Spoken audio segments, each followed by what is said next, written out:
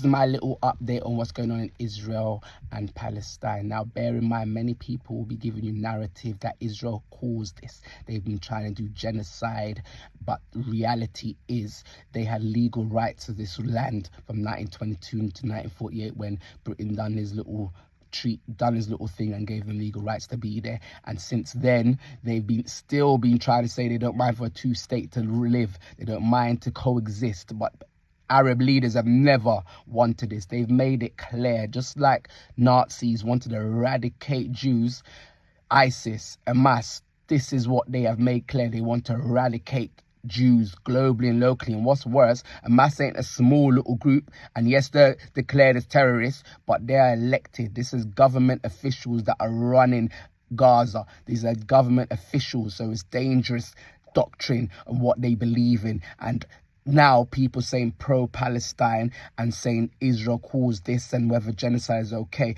Bear in mind, in biblical days, genocide is then what... Imagine if you said something bad about a king. In those days, they will find it acceptable if you said something about a king that you'll be wiped out. Think about if you said something wrong about God now. What more worse is that? Like those days, if you're going to use the Bible to say about God said to wipe out the Canaanites and the Hittites and stuff, those are those days. From Jesus came, you can't use that argument. Genocide, he's not saying to do that now. So that's a different argument. But even then, put it in context, like they will understand how bad it will be to speak about a king, let alone speak about God. So now, using that argument to say, oh, and Israel's not even trying to do genocide. They do not condone. They've never come out and said, oh, yeah, we want to wipe out a nation, compared to Gaza and the Hamas and ISIS, and these groups are clearly telling you that they want to wipe out things. And what's more, you have to realize why in this different nations, why are they all coming under the umbrella of Israel's wrong.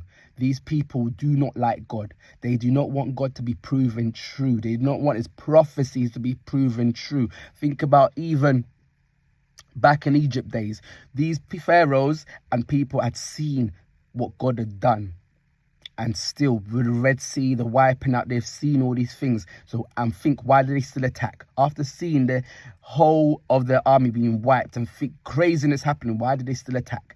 They weren't attacking because they wanted to win a battle. They're attacking because they wanted to kill as many Jews as possible. This is the same things that's happening now with Holocaust, with all these wars. They want to just kill as many Jews as possible. This is what they're fighting for. They're not fighting for land. Like in Egypt days, they weren't fighting for land. They're fighting to kill as many Jews as possible. That's why you have to pray and be with Israel, because at the end of the day, that is their land. Spiritually, biblically, even circular arguments given to them legally, that is their land. And those that say they're not the real Israel, bear in mind, Israel has a certain way to do their priests. So their priests come from the lineage of Aaron, Levites, and they're still priests now. Remember, there's different sects of groups in Israel. You've got the Zionites, you've got the Orthodox, you've got different groups within the Orthodox, but there's many communities that do not stay plugged into technology, and they live following the Torah, and they are claiming to follow that lineage of priests, and that community, and those communities are from the line of Aaron.